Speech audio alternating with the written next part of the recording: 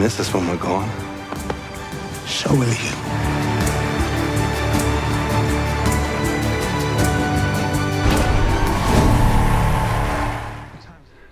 Hey, welcome back to Bandwagon fans. This is Jeff, and tonight I'm going to be talking about Stan and Ollie. This is a biopic that came out right at the end of 2018 about the early 20th century comedy duo Stan Laurel and Oliver Hardy. And before we take a look at the movie, I just want to invite you to go ahead and subscribe to the channel. And if you like what you see, go ahead and like this video as well.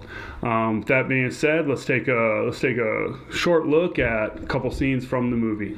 Roll sound. Roll camera. Ready, boys? Quiet, please. We're West Scene 12, take one.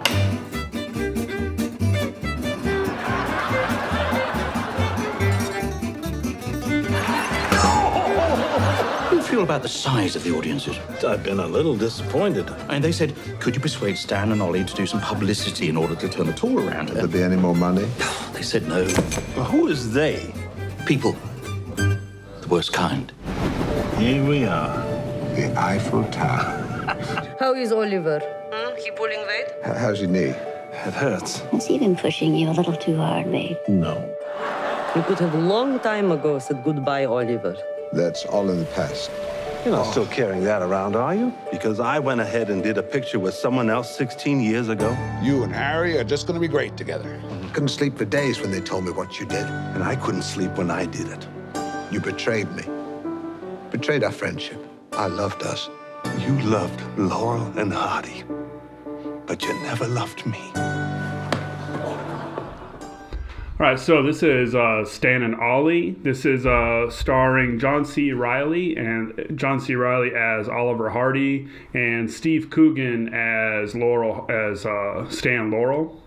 And this is directed by John S. Baird, and it looks like this is Baird's first motion picture directorial credit. And you know, this was such a pleasant surprise. I had not seen. I mean, really, I had no idea this movie was out, had not heard anything about it, had not heard anything of it. I just, this afternoon, was checking to see if any new movies were out. And sure enough, this one actually just hit Tucson this weekend. So it came out right at the end of 2018, but just hitting Tucson now, a few weeks into 2019.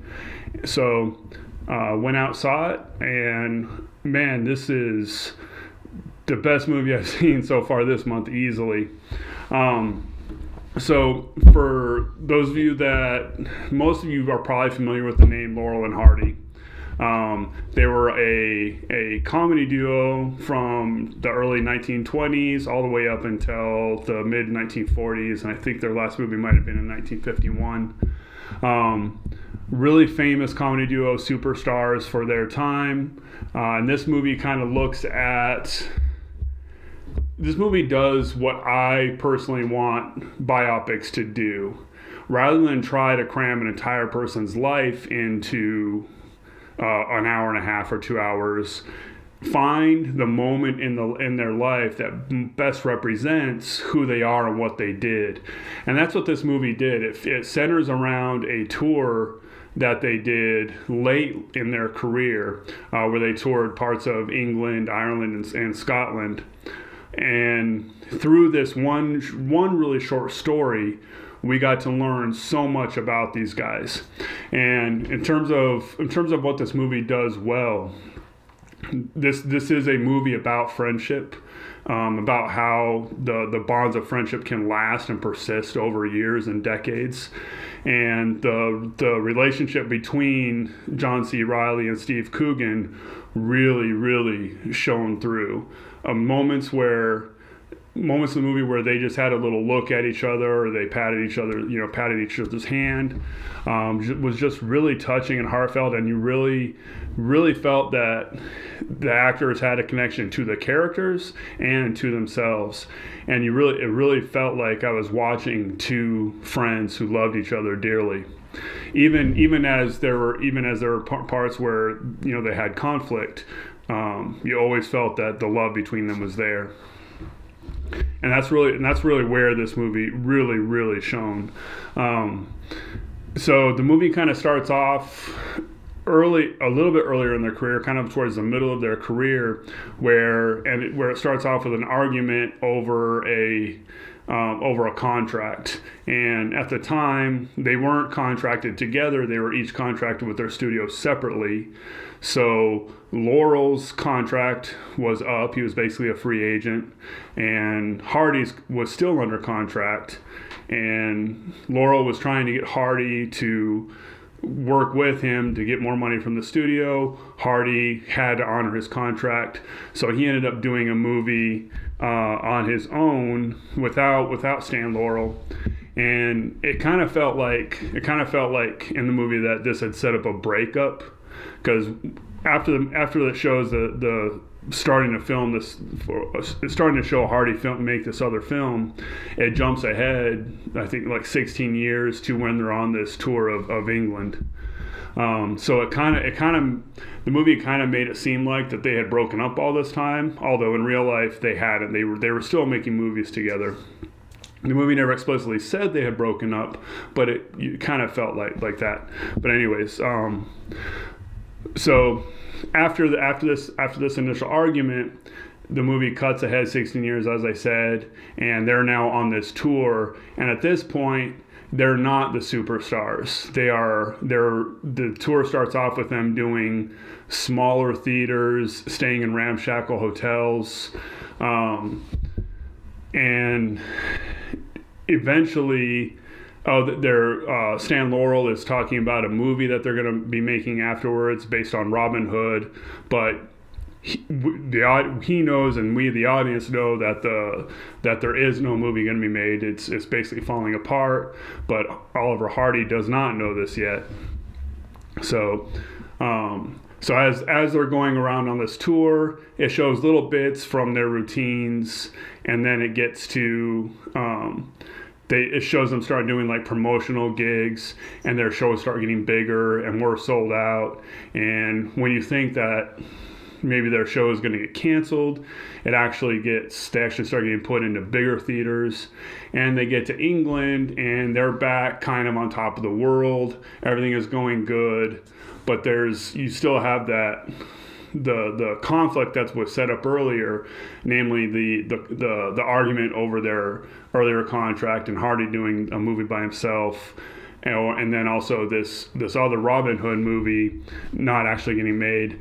Those conflicts come to a head, and they do have a brief breakup.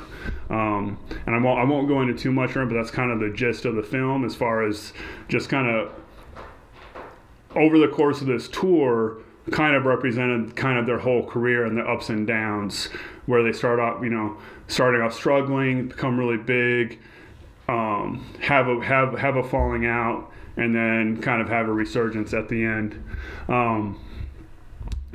So minor spoilers, a little late on the warning there, but it's not a movie that you have to. This isn't like a Shyamalan movie. It's not like Glass. You don't have to. There's no major surprises that it's going to come out of it. But just an incredibly well made, quiet movie.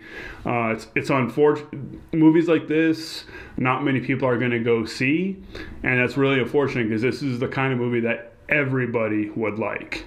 I can't think, if you're a guy who, the guy who likes movies for guys who like movies, like watching movies on USA or Predator or Commando, you're gonna relate to this movie as well, because I guarantee you that those guys have a lifelong friend who they've worked with or gone to war with, and if you're any woman is going to enjoy this movie as well. It doesn't matter who you are, what age you are. This is one of those movies that's just easy to relate, easily relatable to. So it's probably not going to get a lot of people going to see it, but I really recommend everybody to go see it.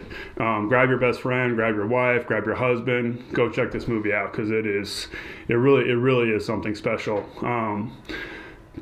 by the end of the movie, a few people, heard a few sniffles throughout the theater. I got a little choked up myself because not that it was particularly sad, but just it's nice anytime you see a movie where you have a real connection to other people. In this case, two people that, to be honest, I would get them mixed up between Abbott and Costello myself, but their story is something that almost everybody's gone through, where you've had a best friend for years and sometimes things don't work out and then you reconnect with them. So just a really strong, powerful movie, incredibly well made. The comedy bits were funny. They did a really good job of reenacting the bits from Laurel and Hardy. And then at the very end in the credits, during the credits they show some stills and play some video of the real Laurel and Hardy. So stick around at least for the first couple minutes of the credits. Again, just can't say enough about this movie. It looks like it's doing pretty well on the reviews. 7.6 on IMDb, and I think it was over 90% on Rotten Tomatoes. Just go give this movie a shot. Go see it in the theater. This is the kind of movie to support in the theater, and it's just a treat for you and the whole family. So, and again, gives my full recommendation. Go see it in the theater. Don't hesitate. And yeah, good job, guys. So that's going to wrap up this review. Thanks for watching, and again, subscribe to the channel or like the video if you appreciate what I'm saying. And until next movie, I'm Jeff. Get on the bandwagon.